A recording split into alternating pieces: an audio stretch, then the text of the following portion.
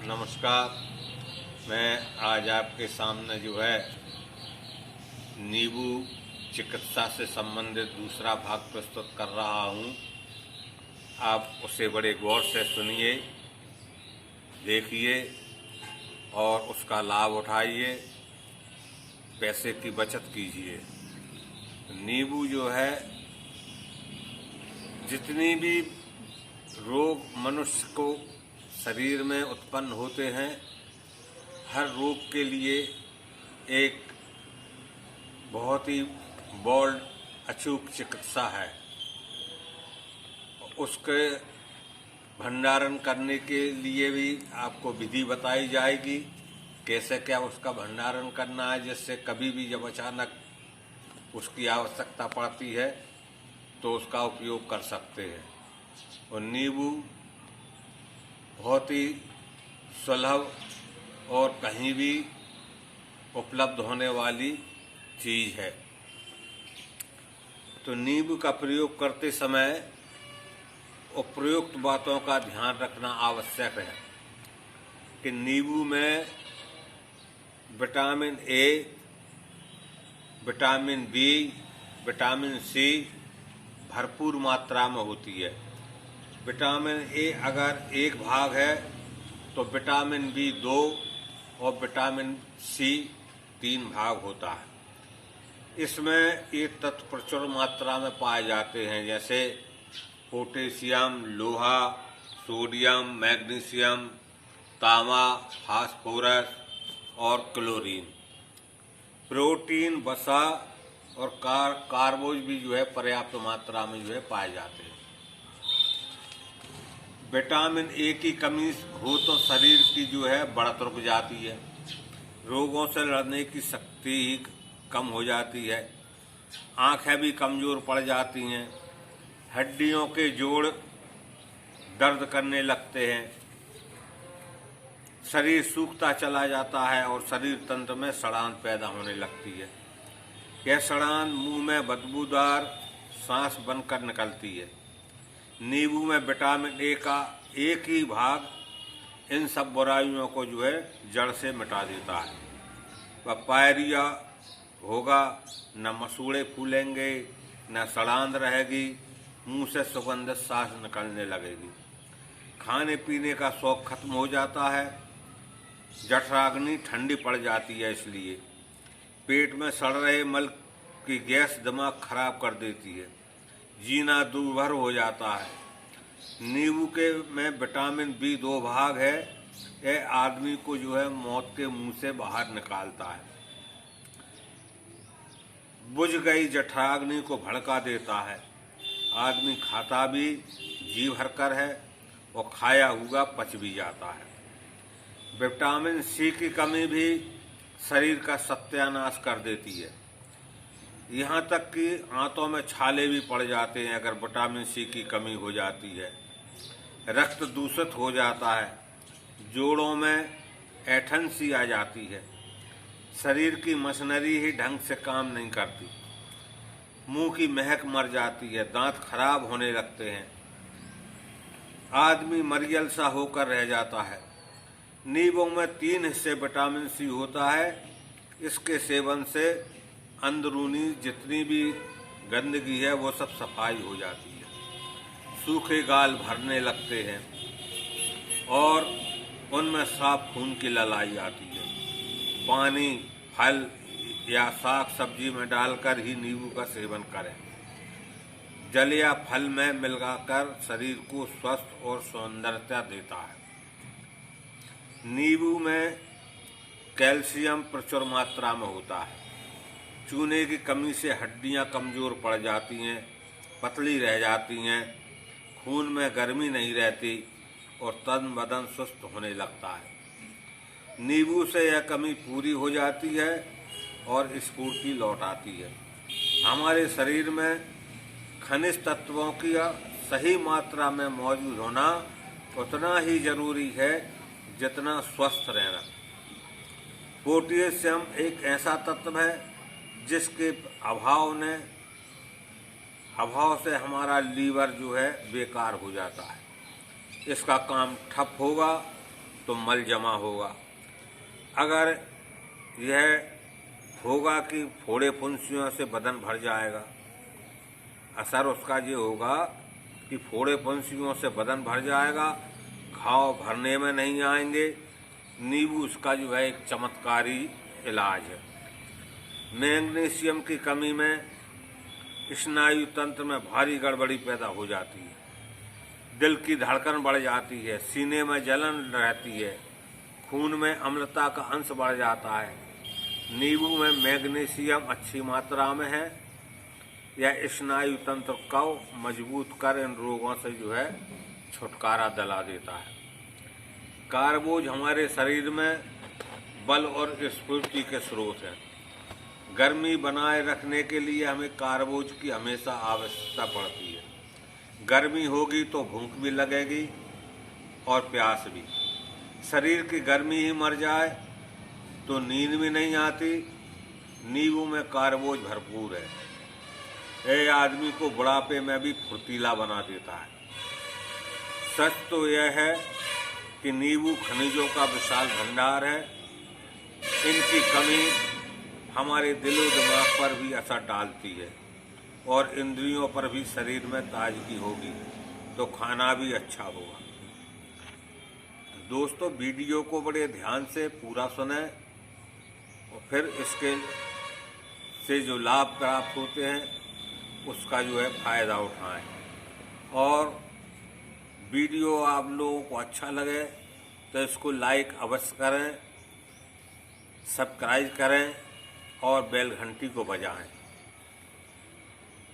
तो नींबू जो है भोजन के दौरान दाल या साग सब्जी में निचोड़कर नुकसानदायक होता है। नींबू सब्जियों को सलाद के रूप में लें तो उसमें फ़ायदा करता है।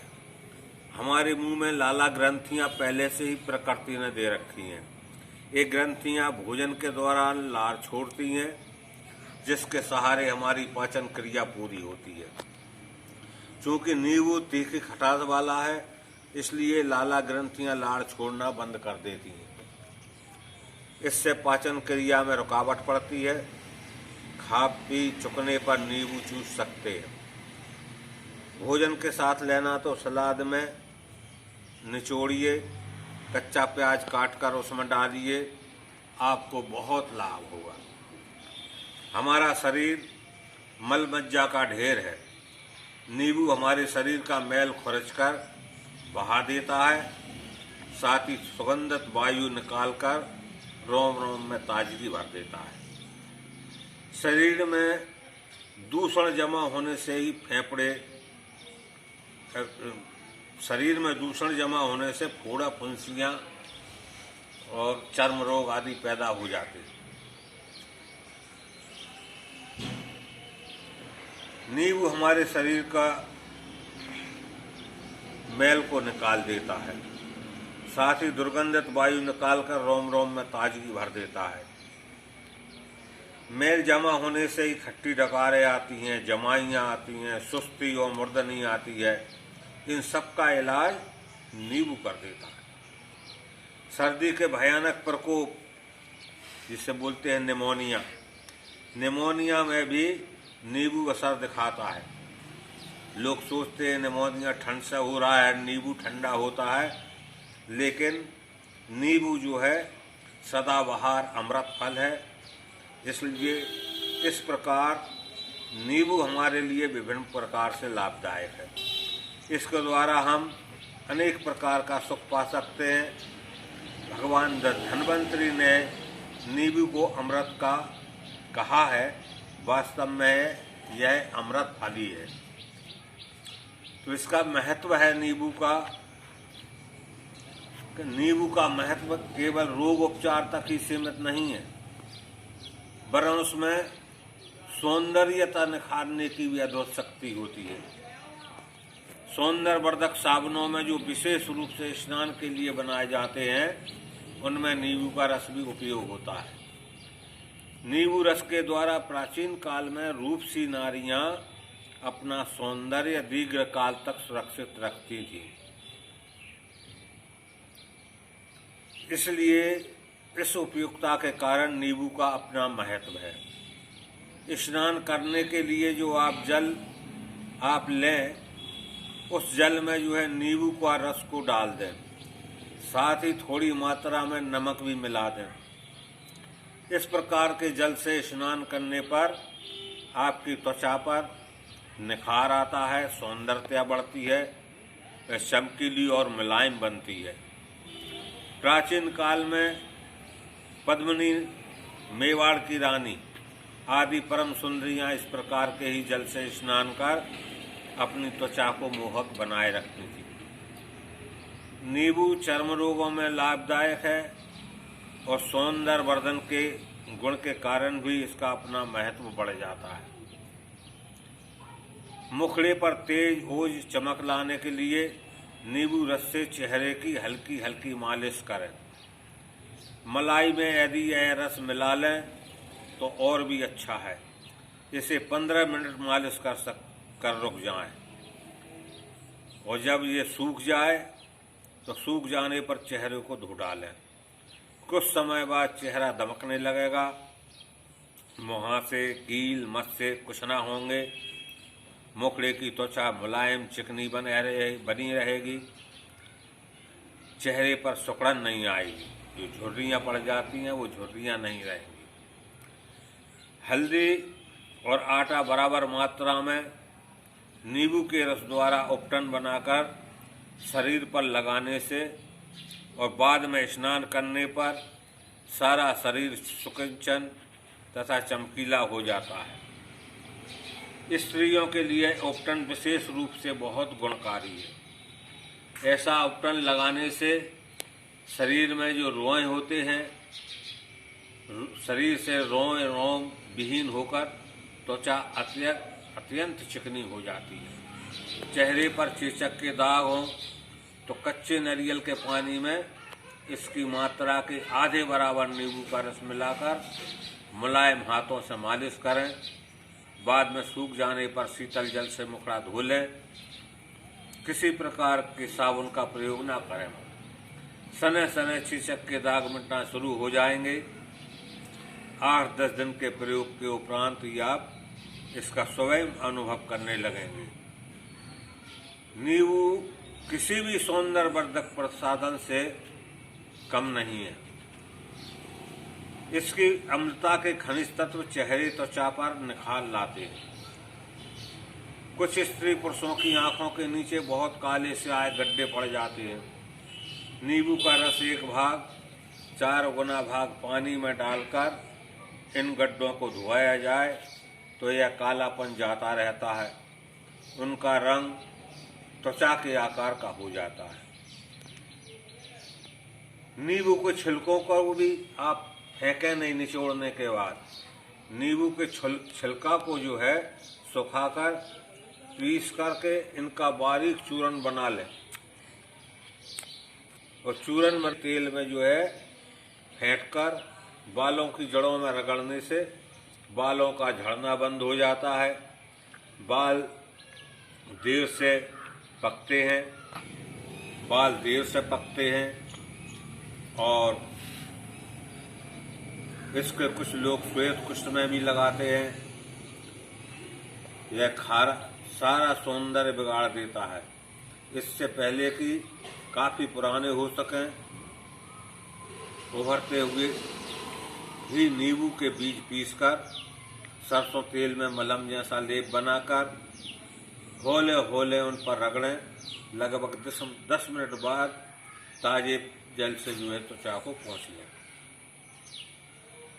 कुछ स्त्रियों की सारी मोहकता उन्हीं की त्वचा के खुरदरेपन या फटकार, दरारें सी बन जाने के कारण समाप्त हो जाती है। सरसों के तेल में